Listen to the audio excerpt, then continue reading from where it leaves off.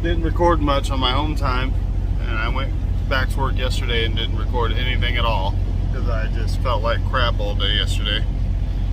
But I gotta get down to New Albany, Mississippi today. Do the second half of the load I'm on.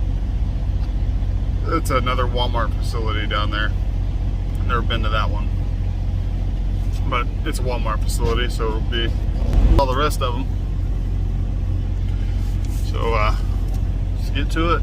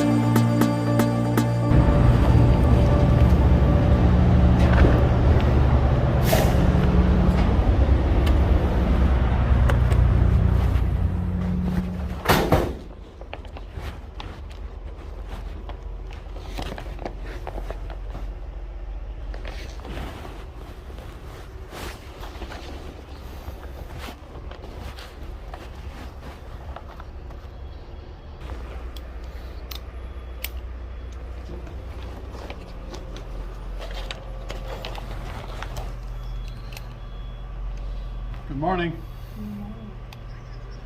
9184247631. Yep.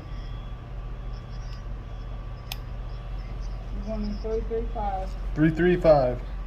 But the seal, open the door, dolly pouch, disconnect, and pull forward. Okay. You mean to call up with it? I'll call you when I can. Thank you.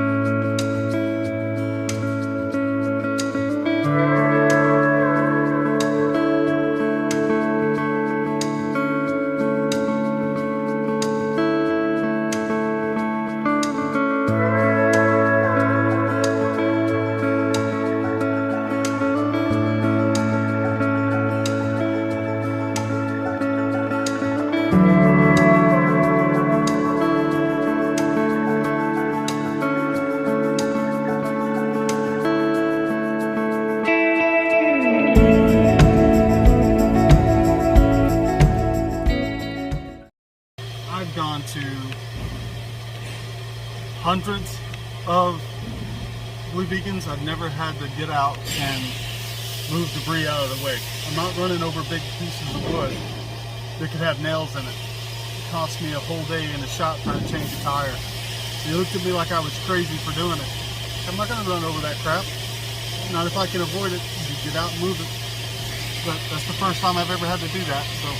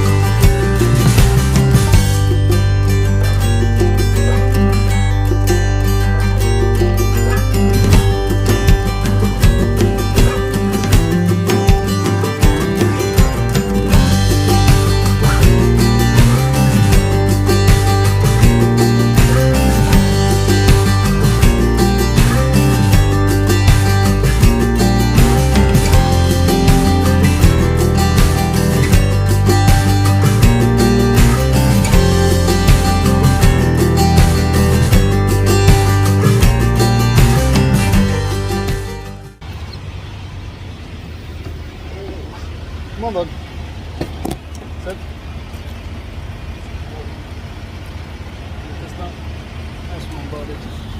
Hold on.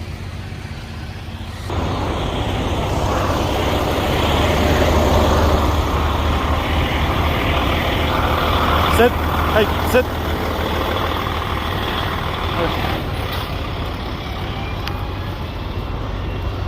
Ease up, buddy. Diesel.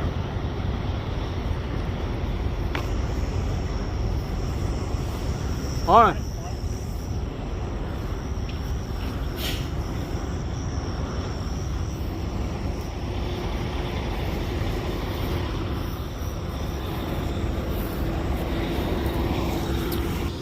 So my air conditioning in my sleeper booth has a short somewhere. So every now and then when the compressor kicks on, it flips a breaker in the computer system and stops the air conditioner. So it wakes me up because it gets hotter than you know what in there. I gotta reset the breaker and go back to bed. Trouble is, you can only get those things worked on at Carrier shops. So they can't get me into one today because I don't have enough time on my clock. So it'll be 2 days in a row. I'm going to have kind of an interrupted sleep, and then hopefully tomorrow morning they're going to get me into the Carrier shop in Springdale, and hopefully they'll get it fixed. Hopefully it's not something super expensive and time consuming. Maybe it's just a loose connection somewhere. I got in there with it to kind of look to see if I could see if there was like a loose wire or something, or a loose connection causing it, and there's nothing I could notice, and I can't dig into it any deeper because they have all the bolts paint marked, and they do that so they can tell if the driver has been in there jacking around, and they can void the warranty, and then they won't fix it, or they'll have to pay out the butt to fix it. So nothing I can do about it today. Just bear it and try to get as much sleep as I can. I'm about 5 hours out from Springdale, so I gotta talk to dispatch later today and figure out what they want me to do, because I need to have enough time to get this trailer into the Cargill plant and still have enough time to legally take my truck to the shop, because I can't do that on personal conveyance. If it's any kind of company business, even if it's getting something fixed, I have to have a time on my clock within my 14-hour day, and that shop doesn't open until 8 in the morning. So I've got to plan it in a way where I can leave out of here late enough that I can still have time to roll over to the Carrier shop when they open. So we'll get it all figured out, but it's just kind of, it's not if, it's when it comes to breakdowns and failures on these trucks equipment. I mean, they get beat up so much going down the road. It's just constant vibrations and shaking, and wires get loose. The coating on them get ground down and they start arcing off, which I think that's probably the problem. There's probably a wire in there somewhere that's got the coating rubbed off of it and it's arcing over, and every now and then it causes enough. Come on, buddy. Come on. Sometimes he gets locked into his sniffing and doesn't pay attention. Anyway, every now and then when it kicks on the compressor, it's sparking and causing a surge and kicking that internal breaker off. Well, that's my plan today. Try to get as much sleep as I can here. That's what I was talking about in that clip there, and I have to push that button, and then I can turn my AC back on again, and it'll run for a while.